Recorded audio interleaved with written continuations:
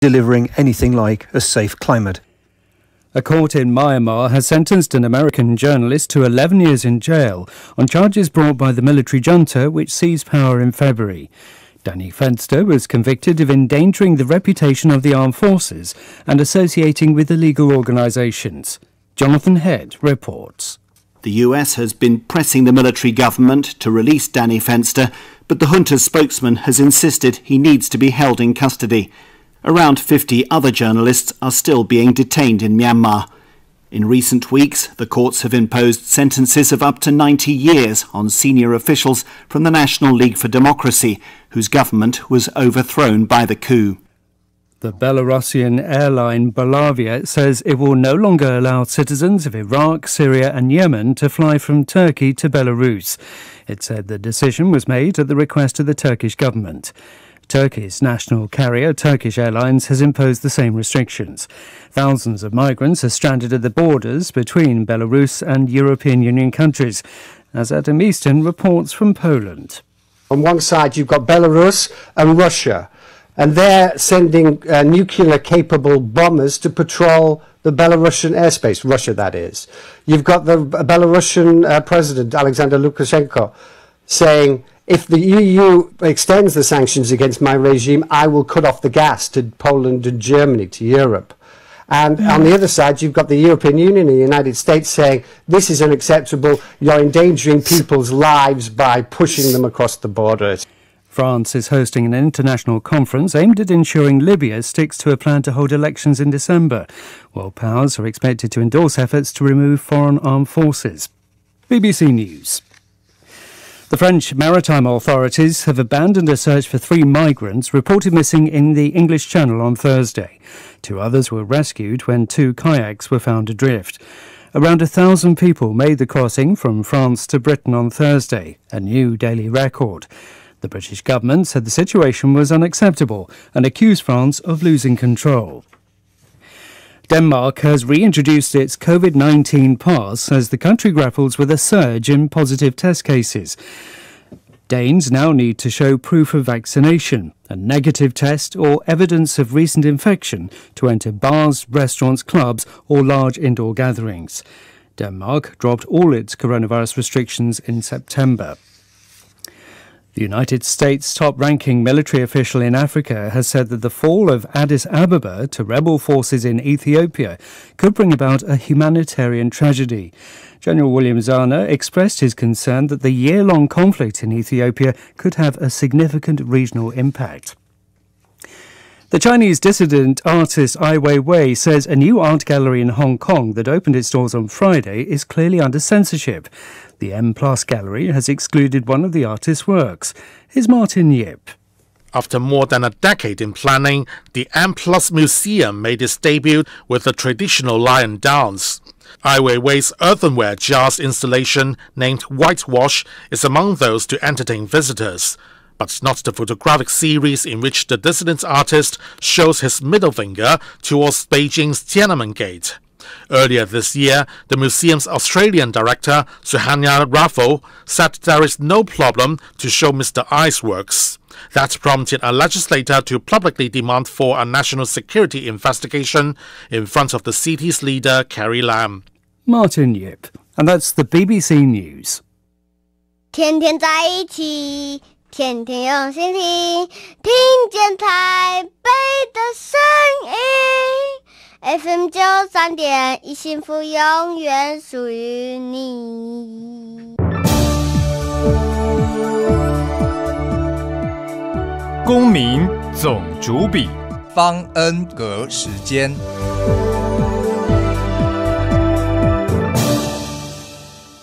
谁当家？谁当家？谁当家？你当家？谁当家？谁当家？谁当家？谁当家？我当家。你当家？我当家。我当家。到底谁当家？你来当家。 Welcome to Residence Messenger on Taipei Broadcasting Station. I'm your host, Ross Darrell Feingold. Our guest today is Dr. Linton Wang Ichi, professor. of philosophy at National Zhongzheng University in Jiayi. Welcome to the show, Professor. Well, thank you, Ross, and hi, Ross, and hi, everyone listening and watching. I guess people are watching here. You know, we have such uncertain times right now, Professor. We have politics, we have COVID-19, we have threats from China. I'm hoping you as a philosopher could bring us some peaceful thoughts or how to put these things in perspective. I mean, I will try to make everything argumentative, I guess. But before we talk about your career as a philosophy professor and in academia, scholarship, tell us a bit about yourself. Where did you grow up? I was born in Kaohsiung, and I lived there for 10 years, and then I moved to Taichung. So I live in a very small village. So it's on top of hill. I guess maybe you know it's Dadusan. And that's a very different place from where I live in Kaohsiung for the reason that, the dirt there is red.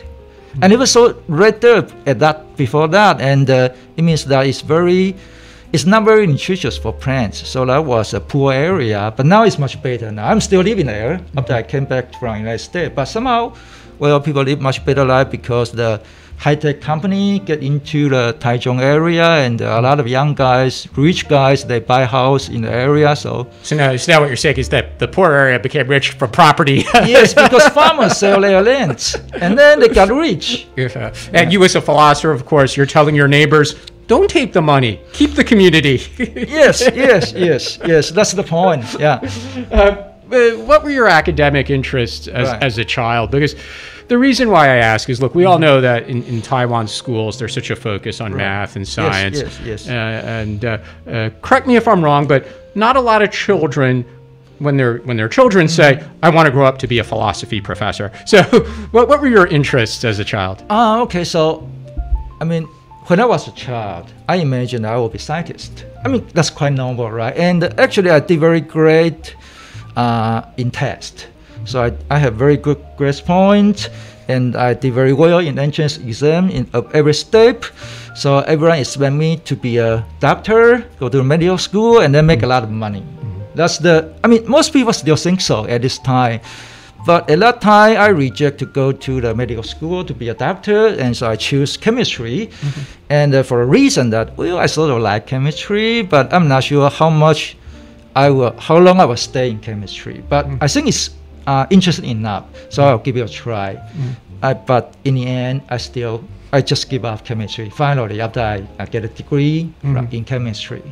Did you do a lot of reading, though, as a child? For example, did you read a lot of literature or even philosophy books? Was there something that you're looking back from your childhood that later on was a factor in deciding to pursue advanced studies in philosophy? Yeah, actually I did. So, when I was much younger, I did a lot of reading, but mostly about science-oriented stuff. But when I was in senior high school, so I looked at books, and I saw some books on my brother's shelf, and some of them are philosophy. I didn't know philosophy, but I just picked up some books there, and I think, wow, this is really cool, right? But those philosophy are very different from I am doing now. They are so-called European philosophy. They are books from Nietzsche or Schopenhauer, and that's a very different style from I'm doing. But somehow, I saw the books, I do the readings, I think, this is so cool. And Nietzsche and Schopenhauer, they say something bad about women, but at that time, the gender issue is not that sensitive as right now. But if people read that now, and some trouble will come out. But somehow people should be sensitive much about the gender thing. But at that time, they say a lot of funny things. I just so got attracted by those kind of stuff. Were you reading those books? You said you borrowed some of your brother's books about philosophy when you were in high school. Yeah. Were those in English or in Mandarin? In Mandarin. Now, looking back at those books, and as you became an expert in this field yourself, do you think like, wow, they didn't really do good translations back then, or were they, looking back, they actually were pretty good, on point? The translation was just fine, I guess. Not very good, but just fine. And actually, we have much better philosophers in Taiwan now, so we can do way better translation. And then earlier, but somehow the scholars here in Taiwan at this time point, they are way too busy and they are way too much more scholarly overloaded. So somehow, I mean, you know the situation in university. Yeah, I think this is a message to those university presidents to not force so much, publish or perish, as we say in the United States, teaching classes. Yeah. We should let the scholars do some thinking, right? Do some thinking, and actually, I mean, doing good translation is also something very important. But especially in the liberal arts, would you say? Yes, it is. But somehow that the scholar won't have enough time to do that at this point because they need to pursue a lot of KPI. I mean, especially in the private university, they have to recruit students into the department, and they have to produce papers in enough amount, and that was very, challenging for everyone. You mentioned that you majored in chemistry in university, but then you decided to pursue a master's degree in philosophy. Help us understand what about a chemistry education was very useful when you began to study philosophy. It did. So, I define chemistry, not great, but just fine. And, in chemistry, we learn a lot of science. And we learn a lot of mathematics. So, no more than, say, mathematics department and no more than physical department, but somehow enough science and mathematics. And so when I get into philosophy, there are some sort of hardcore areas in philosophy that it requires a lot of knowledge about natural science and mathematics. And I did very well in the area. And because I did very well in the area, so professor just found, well, this guy is smart. In class, especially in the not so technical class, Americans are just talking and very well, and they just have a lot of opinion, and my English was poor, right? So, but in a little bit more technical class, I just can do science and mathematics very well, and then people just recognize this guy is not stupid. So, that's very important because you must, in the United States, you must let people know that you are smart enough. Otherwise, people will say, this Asian guy is quiet. What he's thinking, is he moron or something like that? I'm not joking. This is the real case. My wife encountered the same situation just like this. When she was in nursing school, right? So her English was not very good. So he just very quiet. Every time she wants to say something, he just in a very rusty English. And at the time that the professor was trying to do a mathematical equation, and the professor just stuck there for something like 5 minutes. And the professor just say, could anyone help me to solve this? And my wife just said, okay, I can do it. And he just do it by the mental calculation. And everyone just surprised. And she said, oh, Daisy, you're a genius. And my wife say, everyone in Taiwan. Everyone in Taiwan, it's high school math. No, it's just high school math, right? So, that's the scene. Yeah. Tell us about your master's degree thesis at Chongzhong University. 医食与世间发现心灵的皱纹. This almost sounds like a topic that even non-philosophers could understand. What was it about? Okay, so it's kind of embarrassing to talk about master thesis because it's premature. But somehow, okay, let me talk about the general idea and the general issue about the thesis. So, the general topic is about consciousness, and the area is in general we talk. It belongs to the philosophy of mind.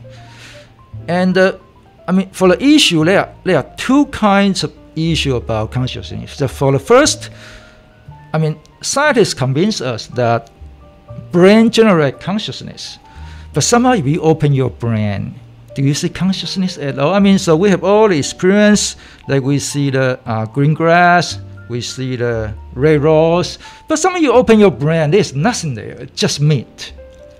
And the question is that, how can, say, 1 pound or 2 pounds of meat can generate consciousness? We all agree that, suppose we all agree that stone does not have consciousness, but how come the meat has consciousness? That's one question, for the reason that somehow the mental and the brain, they are just dramatically different. You can eat, the brain is meat, and you can eat meat, but you cannot eat your mind. And the That's the basic problem. How can that be generated? The second sort of problem is that, so, I mean, in our consciousness, we have thoughts, and thoughts have content. And content is about things, right? So we think about a tree, so the soul is about a tree. That's very unusual in the natural world because this kind of aboutness, and it's called by the German philosopher Brentano, he said, this is weird because, I mean, a thing is a thing, but how can be a thing about other things? So the content is kind of real mystery about our mind and about consciousness. And that's the best problem I want to deal with, and all the problems are so difficult, and that's still, I mean, the way to solve the problem is still an ongoing project. So but in the 90s, there is a very famous physicist called Roger Penrose. He wrote a crazy book. The crazy book says that, okay, you know that the scientists found some kind of quantum mechanism in your brain. And you know, I'm a specialist in the quantum mechanics. And there's something very weird in quantum mechanics. So let me guess. There is a connection between the weird quantum mechanics and the weirdness of consciousness, and they must be the same. That was a very crazy idea, and I sort of followed this crazy idea and tried to push a little bit further and to say something more about that. Are we talking something too serious? I mean, about philosophy? This is really philosophy, and yeah, this is just very serious stuff. Yeah. Then you went to Austin, Texas, Austin, for yes. a PhD. Why Austin? Why the University of Texas for compared to other programs that you considered? Why was that the program you went to for a PhD? Right. So at the year I applied for the PhD program, and so I got maybe about 4 or 5 admission and funding from 4 or 5 places, and the first thing is that the Austin gave me a lot of money. Oh, well, that's a very practical. That's a very good nothing too philosophical about that. right. But actually, the Austin has a very good ranking of the philosophy department. A lot of very famous professors there. So I guess that's the main reason, because of the good money and because of the good professor there. Well, actually, I mean, it's a funny thing because when I want to study in the United States, my father just told me that, how can you go there? I mean, we are not rich family. I mean, how can you go there? I mean, it must be very expensive.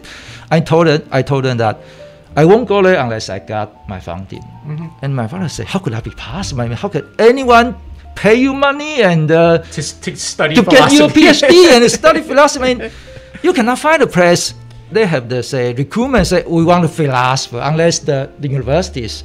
So, and after I came back from United States, and my neighbor asked me, I mean, you must spend a lot of money. I say, I spend nothing, and I also get allowance every month.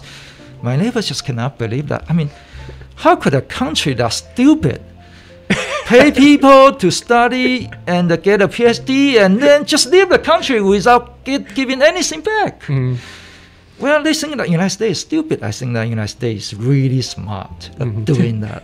You know why, right? I mean, that's a smart strategy to make friends of the whole world. Yeah. But actually, in your field, that is kind of how it works for a lot of people who do want to pursue a PhD. Right. It's competitive. There are not a lot It's of very spots, competitive, but typically the funding is there because I think universities recognize this is not necessarily a lucrative field. No, It's not like a science professor who might have a chance to make some side money. Yeah. I mean, if you go to the science department for PhD, I mean, they have a lot of research assistantship, right? Because they have a lot of projects to do, and the projects are supposed to make a lot of money. But this is not for philosophy. I mean, most philosophers, I mean, most professors, they don't have some kind of project going on, and so not too many. I guess there are only few research assistantship you can get, but mostly you can get is scholarship or say TA-ship, and it's the TA-ship for me, and that's quite a lot of money. I mean, at the year of 2000, they gave me something like $1,500 a month. I never get that kind of salary before that, so that's a good money for me. And I mean, it's Austin, so I can get quite a reasonable life there. That's good enough for me. What was it like teaching American students as you were still a PhD student yourself? Right. You were from Taiwan. Right. What was it like teaching American students in the philosophy department? Right. Well, interesting. I learned a lot from that. So I mean, so let me talk about a story about it. So when I arrived in the United States, because I need to do the TA-ship, so I had to take the entrance exam. Take an exam to qualify to teach the class. And I only get a conditional pass exam, so I need to take another class in English, and then I will do the full TA-ship. So the reason why I get only conditional pass is for a reason that, in the exam, they want us to read an essay, and then we just give an oral presentation about the essay, and I just did some mistakes in the presentation. And for the one serious mistake is that I didn't know how to pronounce the word Socrates. Look, it's natural, right? Socrates in English you pronounce like Socrates, but actually it's Socrates is the right word to pronounce. I was a philosopher, but I was not very good in the Greek philosophy, so I just made a mistake and a few other mistakes, and then I just get conditional pass. So that's the thing. And so when I teach that, so the first thing I learned is that I got a lot of chance to practice my English. I feel sorry for my students because they have to stay with my poor English, but I got a good chance to practice my English. So I guess it's in the second year that I got a chance to talk to my chair, the department chair, and he asked me, how was your TA-ship doing? And I say, well, very good, actually. I got a chance to practice my English, and my English is getting better. And the chair say, yeah, I can see that. Your English is better, and that's one of the reasons why we want to put you in the TA-ship position. And I heard about that, and I say, well, that's weird. How can anyone pay a student to teach? And one of the reasons that they want this guy to practice his English. And at that time, I think the Americans are just weird. I can understand. A lot of weird things just like this happened. When I was there, for the students, I guess I learned a few things from students, except that I practiced my English, and so the first thing I noticed is that I'm not sure that this is also true for your case. So I have to do grading, and when they hand in their essays or their exam, they have to do the handwriting. And the first time I saw their essay, I was just so surprised. Every letter is in uppercase. And I didn't see this kind of thing at all, because in Taiwan, the training, the English we learn is that the uppercase is only for the first letter of the sentence. But the students, they write every letter in uppercase. For me, it's so difficult to read. And they just put the space between words and letters so tiny. So it's really difficult for a foreigner to read. And it takes me so much time to read the essay and to get used to it.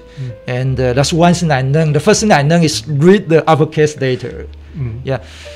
And the second thing I learned is that, and this is what I actually, one of the things I love in the United States. So student comes to me all the time for a reason that they want to get better grade points. And in Taiwan, we rarely did that. We rarely go to the teacher and say, I deserve more grade points, so give me that. But when American students come to me and they want more grade points, and then I say, why? And they got tons of different reasons. They are really good at that. And the best reason I like is that, they say, let me try to explain to you that I actually know more than I wrote on the exam. And I think that's a good reason, because not everyone is good at doing tests. So that's the reason I like about the students' reason. Yeah. Were the students you were teaching, were they taking a philosophy class because they just had to fulfill a liberal arts requirement, or did they really want to be there?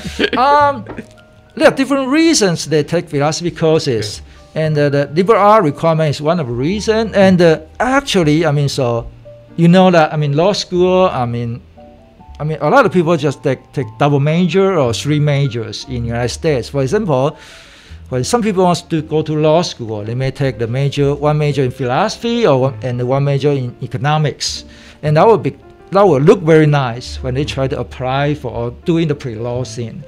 And so that's one of the reasons. And also, some departments, they have special interest in philosophy. For example, in UT, the business school, they want their student to take S class. Yeah, and because I don't know there are reasons for that because, they want a student to know what is business ethics and something like that. So a lot of departments has their own special emphasis on the philosophical ethics. For example, I TA for a larger class for a few years, and the larger class is specifically for the students in computer science because large is very important for computer science, but the computer science department does not think that they need to hire that many teachers to teach their student logic. So then the logician in philosophy department will just offer classes for their students. So people take courses from philosophy for very different reasons, but philosophy class is in general very popular in UT. Yeah. Tell us about your PhD thesis, Dynamics of Plurality in Quantification and Anaphora. First, could you explain what's anaphora? Yeah, okay. This is philosophy again, so I hope that our audience won't get too tired. Okay, so, anaphora is something that it's a word or it's a phrase that is used to replace words or phrase occur in previous sentence. That's anaphora. So it's supposed to be different word to replace previous occur word, but try to get the same meaning. That's called anaphora. It's kind of linking usage of our language. For example, you can say something like, and a man walked into my house, he said hi to me. So the he in the second sentence is called anaphoric pronoun. So he is supposed to refer back to a man in the previous sentence. But, actually the definition I just gave is not totally correct because he is not just only a replacement. Because when you don't use he, you say something like, a man walked into my house, a man say hi to me. That's a totally different meaning sentence. Yeah, so it has unique roles. So anaphora is just not a replacement of previous word to show the same meaning. It also has unique role in order to get a different kind of meaning from previous sentences. It's something like long-range reference role, and you need some kind of semantic mechanism to do that. My master thesis, my PhD thesis is trying to deal with this kind of linguistic phenomenon. And what was something new that you discovered or was part of your research for the PhD? Right. So, when I tried to do my PhD degree, to do my thesis, so there was already some logic tools and very mathematical-oriented tools. Because the whole project for doing this kind of language phenomena is trying to formalize or mathematicalize our language so that computer can understand our language. So there is already some tools that which can deal with the singular noun and the singular anaphora. Yeah, the tool is pretty nice. I thought it was very cool. And so my work is trying to extend the tool into the case of plural nouns and the plural anaphora. So what I did in my dissertation just to extend the logic to the plural cases, and then quickly the whole tools and the whole mathematics becomes very, very complicated and almost out of control. So yeah, but it's too much math. So I guess I will just talk about the phenomenon and what I did. And I didn't look back my dissertation that much anymore because, it's a project still going on, but it's just too much mathematics. And in this whole world, only a very tiny group. If you do the math, it's about only just maybe 300 or 400 people in the whole world working on this area. There's a very small group of scholars working there. Okay, we're going to take a short break, but when we come back, we'll talk more about the relevance of philosophy for our modern lives and economy and here in Taiwan. You're listening to Residence Messenger on Taipei Broadcasting Station.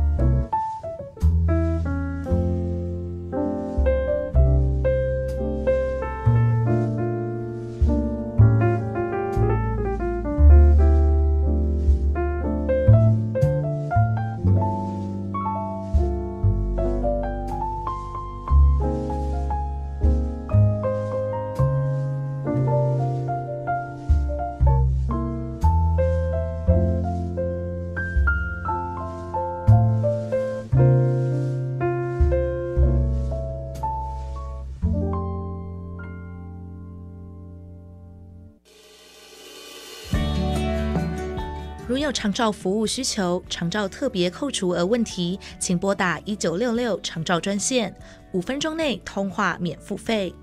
一通电话让长期照顾管理专员协助申请长期照顾服务及解答长期照顾特别扣除额相关问题。以上内容由台北市政府卫生局提供。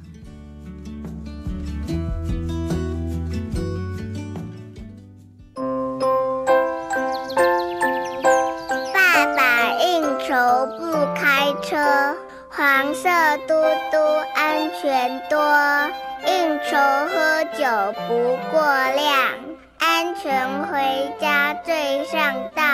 爸爸要平安回家哦。喝酒不开车，开车不喝酒哦。让我们一起尊重生命，拥抱亲情。亲爱的朋友，您还在吸烟吗？快拿着健保卡到戒烟门诊，或拨打戒烟专线0800636363。提醒您，最近兴起的电子烟、加热烟，因为没有浓浓的烟臭味，就被认为无害。其实已经证实，新兴烟品都有二手烟及三手烟的危害，甚至还有爆炸的风险。我是义工蔡依林，所有烟品都 get out。我拒烟，我骄傲。教育部提醒大家，开学防疫不松懈，请家长每日量孩子体温，如有发烧请就医并在家休息。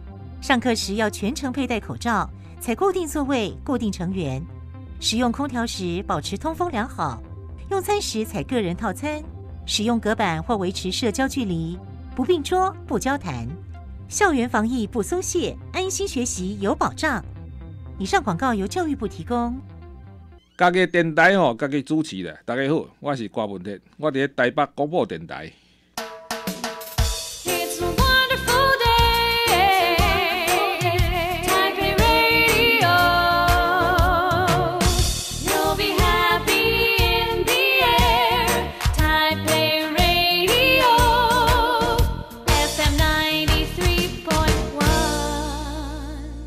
谁当家？谁当家？谁当家？你当家？谁当家？谁当家？谁当家？谁当家？我当家。你当家？我当家。我当家。到底谁当家？你来当家。 Welcome back to Residence Messenger. Our guest today is Professor Linton Wang, Professor of Philosophy. Professor, I was very fascinated to learn that not too long ago, around 2014, you did a series of lectures in China. One of those was at Sun Yat-sen University in Guangzhou, and the title was The Powerlessness of Laws. Given the current environment in China, it almost seems surprising that you could give a lecture with that title. Tell us about that. All right. I sort of understand why you raised that kind of issue here, because, I mean, the title sounds kind of, bad. It sounds aggressive, right? Right. So, look, when I was in Texas, one of my teacher or professor just told me that, when you write a paper, try to have a sexy title. That's good advice. Yeah, try to sexy. So,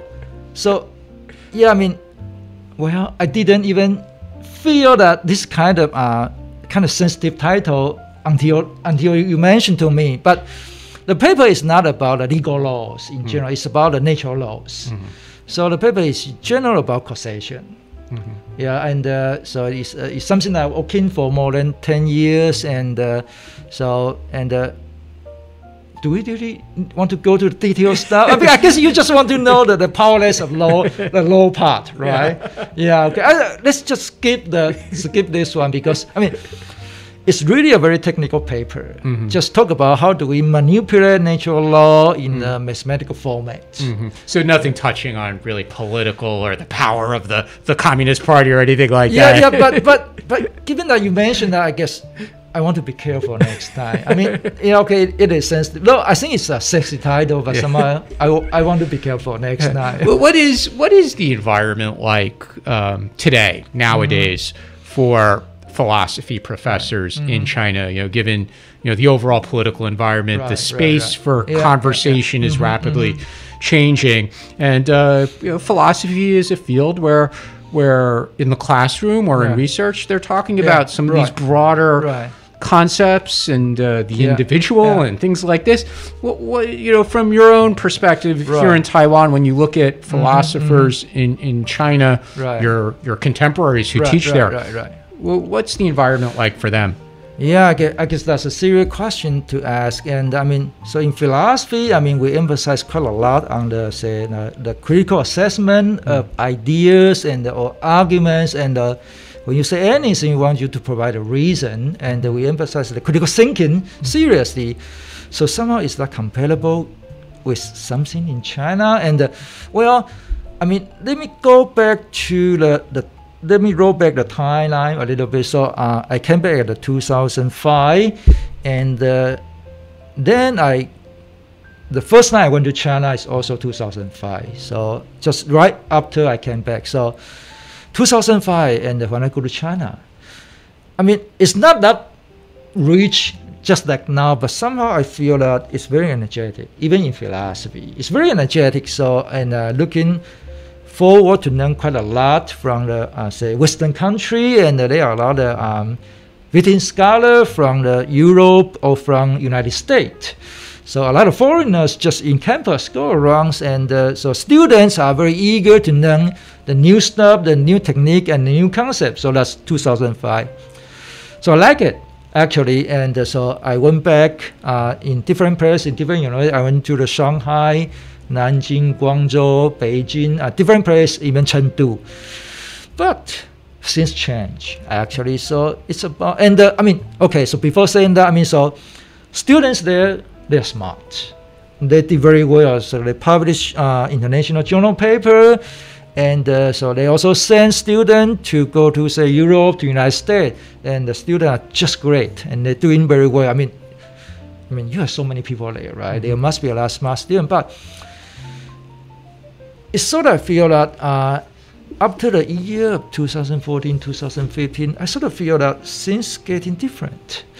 So at some time point, I'm not sure exactly what's that time, so people somehow, my friends there, they are professors, they lose interest in talking about philosophy serious. I mean, when you talk about philosophy serious, you must engage some kind of critical assessment or critical argument, this kind of thing, but they sort of giving up doing that.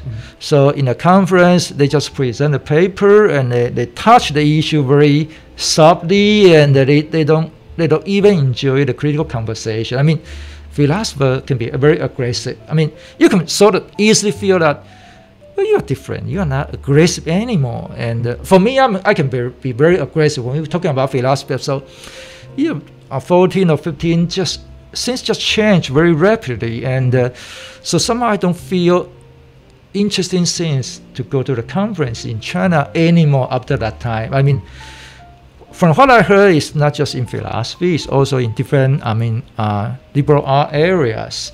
And so I don't know what happened, but things just become very different. 5 or 6 years ago. And I sort of feel bad. I mean, I have very good impression about the philosophy in China, but and then things just stops. I'm not sure, I mean, I don't like it, but somehow, we are in Taiwan. So, for the past 10 or 15 years, somehow their philosophy and progress very fast. At some time point, I sort of feel that, okay, you guys sort of doing way better than philosophy in Taiwan, but suddenly they just stop. And then the Taiwan can just keep going on and progress very quickly. So when someone slow down and you don't, then you can just keep taking the lead. Maybe this is a good thing, and I don't know. But so it's complicated. Yeah. You mentioned that you could be aggressive when discussing philosophy. Right. One of the recent publications that you authored was called "When the Other Mind Skepticism Encounters the Happy Fish." What was that about? All right. So I guess a lot of Taiwanese know about this story. So it's a debate between the Zhuangzi and the Huishi. So at one day, the Zhuangzi and his friend Huishi, they are just walking on a bridge on top of a pond, right? So and they just look at fish swimming around, and Huishi say, "Oh, the fish looks so happy." they are happy, right? And Zhuangzi say, Zhuangzi is very aggressive. So he say, look, come on, you are not fish. How do you know that fish is happy? And Huizi say, yeah, you are not me, right? So how do you know that I don't know that fish is happy? And Zhuangzi say, well, see, when you say that, how do I know that you don't know that fish is happy? You means that you already agree with me that I know that you don't know that fish is happy. And that's a very famous debate between in Zhuangzi's book. And so in the paper, I just tried to provide some further analysis. Most people think that the Zhuangzi wins in the debate, but I and my co-author, and who is a colleague in my department, we don't think so. I think that the debate is still going on for a reason that so somehow what we know about knowledge, what we know about debate, progress for the past 2,000 years. And so we try to rediscover what is really in the debate. The debate ends somewhere. Ends with what is said by Zhuangzi. Because suppose Zhuangzi wrote a book, so he stopped somewhere and he will take the advantage as an author. But I think that Zhuangzi is very unfair to Huizi. So we try to say something for Huizi and say, well, Zhuangzi does not really win, actually. There is something still going on. And we didn't say who really win, but we just say that the whole story should not stop there, and there's something else we can say more about it. So you're going to have to write an update paper in a few years because you said the argument, it's not, we don't know who won. Right. So do you have to revisit this topic a few years later? Actually, the original plan is to write a serious paper about this topic, and but finally we gave up a plan because I sort of be attracted into a different area. So, and in the area what I'm working on, and when I dig deeper in the area, I sort of find that the area is so fascinating, I just cannot spare my mind to other topic I used to do before. So I just gave up the whole project. I hope this is a good thing because, a lot of good philosophers, they just change their mind every 5 minutes. And, I didn't mean that if you are a good philosopher, you must change your mind in 5 minutes, every 5 minutes, or you change your mind in every 5 minutes, you will be a good philosopher. But I saw some good philosophers that change their mind in every 5 minutes, so maybe I can try to do that, and one day I could be a good philosopher, something like that. Yeah. What are some of the courses that you've taught recently at the university? Okay, so I teach many courses. Graduate courses, undergraduate courses. So graduate courses, they are very technical and much more professional philosophy. So in general, people won't be interested. So, but I also taught a lot of required courses for the undergraduate students. Mostly, I teach logic classes. I teach logic class many times, the basic logic, and actually, logic class for now they are very like mathematics, but it's not very difficult, but somehow it takes time for students in liberal arts. Liberal arts students, they just don't like mathematics. So we just take some time to train them to learn logic by using mathematics tools. And for the past 5 years, and I'm mostly teaching the introduction to philosophy. So that's the first year undergraduate student in the philosophy department. Is a small class, only 30 students. So I can get a lot of contact with the student face to face, and I have very important mission for the class. I need to activate the interest of philosophy for those students. I also need to train them their best technique to do philosophy. And one of the most important techniques of doing philosophy is doing arguments. And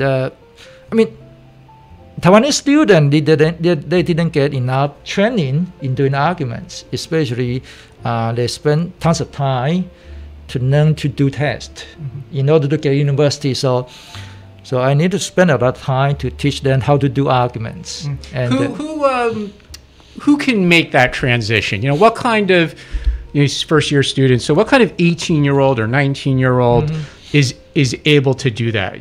What is there something you've identified that there's a type of student who can make that transition? They're able to get it. They understand what you want them to do as far as being able to argue.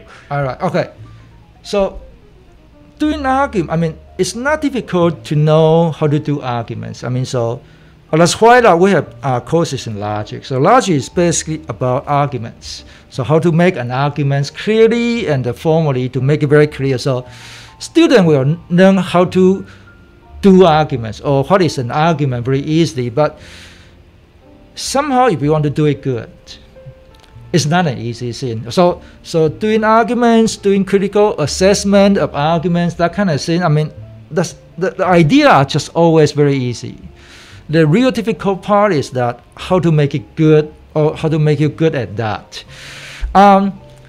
This is from my wife. He said, I mean, the whole philosophy department, I mean, sometimes I talk about what we discuss in our department meeting, right? So we say things like this, like that, and say, I mean, she's in nursing department. He say, you guys are all so aggressive, making fun of everything. How could you guys do that? And I say, well, that's how we live. All right, so okay, whether people can learn arguments very well, or well, actually, I think, I mean, it's kind of attitude thing. So I mean, so you must have desire to do arguments. And how can you have a desire to do arguments? I mean, the desire must be, from my perspective, it must be motivated by some sort of emotion. The emotion of saying something right, or emotion of enjoy arguing against other people.